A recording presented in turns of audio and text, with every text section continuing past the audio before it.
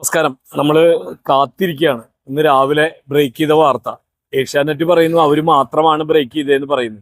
ഏഷ്യാനെറ്റ് അല്ല, എല്ലാ ചാനലുകാരും അവരുടെ ആശങ്ക കൊണ്ടാണ് ആ കുടുംബം അത് വാർത്ത പുറത്തേക്ക് എത്തിച്ചത്. കർണാടകയിൽ കഴിഞ്ഞ തിങ്കളാഴ്ച NH-66 അങ്കോള എന്ന് പറയുന്ന സ്ഥലത്ത് അവിടെ വെച്ചിട്ട് മലയാളികൾ ഉൾപ്പെടുന്ന ഒരു കൂട്ടം ആളുകൾ ഉൾപ്പെടെ ഉരുൾപൊട്ടലിൽ നദിയിലേക്ക് ഒലിച്ചുപോയി. അവിടെ വലിയ നിലയ്ക്ക് ലാൻഡ് സ്ലൈഡിങ് നടന്നു എന്നുള്ള വാർത്ത ഇപ്പോഴാണ് പുറലോകം അറിയുന്നത്. മനസ്സിലാക്കണം, അർജുൻ എന്ന് പറഞ്ഞ ഒരു ലോറിയുമായിട്ട് നമ്മുടെ കേരളത്തിൽ നിന്നുള്ള ഒരു ഡ്രൈവർ കൂടെ ഒരു അപകടം ഉണ്ടായ സ്ഥലത്ത് പെട്ടുപോയിരിക്കുകയാണ്. അവിടെ രക്ഷാപ്രവർത്തനം നടക്കുന്നത് രാവിലെ മുതൽ വളരെ മോശമാണെന്നുള്ളതാണ് അറിവ്. അവിടെ നിന്നുള്ള വാർത്തകളാണ് പറയുന്നത്. കർണാടകയാണ്, നമുക്ക് ഇടപെടാനായിട്ട് പരിമിതികളുണ്ട്. കേരളത്തിലാണെങ്കിൽ നമുക്കറിയുന്ന പോലെ ഇപ്പോഴും ആമേഴഞ്ചാന്തോട്ടിലെ രക്ഷാപ്രവർത്തനത്തിൻ്റെ കുറ്റം പറഞ്ഞ് മാധ്യമങ്ങൾ കഴിഞ്ഞ് നിർത്തിയിട്ടില്ല. മാധ്യമങ്ങൾ നിർത്തിയാൽ തന്നെ ഓൺലൈൻ മാധ്യമങ്ങൾ അത് തുടർന്നുകൊണ്ടിരിക്കുകയാണ്. യാഥാർത്ഥ്യം ഇതാണ്.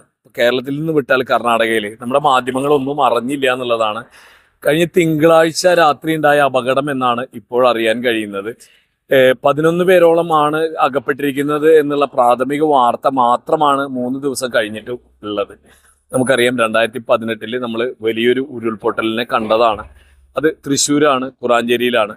2019 പുത്തുമലയിലും കവളപ്പാറയിലും ഉണ്ടായതാണ്.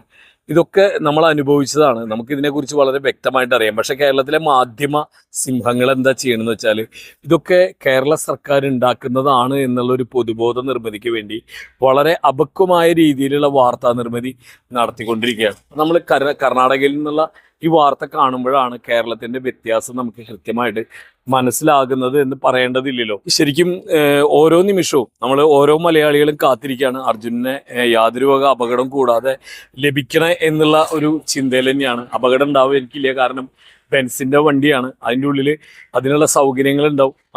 ഗ്ലാസ് ഒന്നും സാധാരണഗതിയിൽ കല്ലൊന്നും ഇടിച്ചില്ലെങ്കിൽ പൊട്ടാനുള്ള സാധ്യത വളരെ കുറവാണ്.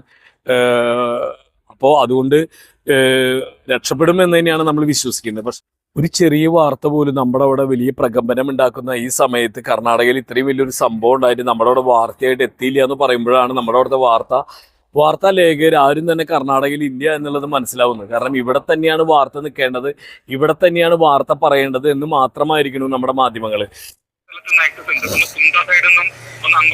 ഈ രണ്ട് സൈഡിലും വേറെ ബുദ്ധിമുട്ടൊന്നും ഇപ്പോഴത്തെ കണ്ടീഷനിൽ ഞങ്ങൾ ഇവിടെ മനസ്സിലാക്കുന്നില്ല.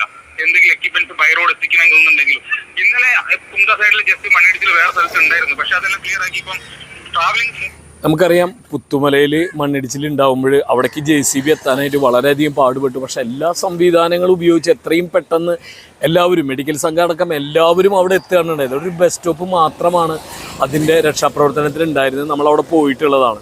കവളപ്പാറയിലും സമാനമായ അന്തരീക്ഷമാണ്. വലിയൊരു വെള്ളപ്പൊക്കത്തിനെ അതിജീവിച്ചിട്ടാണ് അവിടെ രക്ഷാപ്രവർത്തകർ എത്തിയത്. പക്ഷേ ഇവിടെ ഒരു വാർത്ത പോലും എത്തിയില്ല.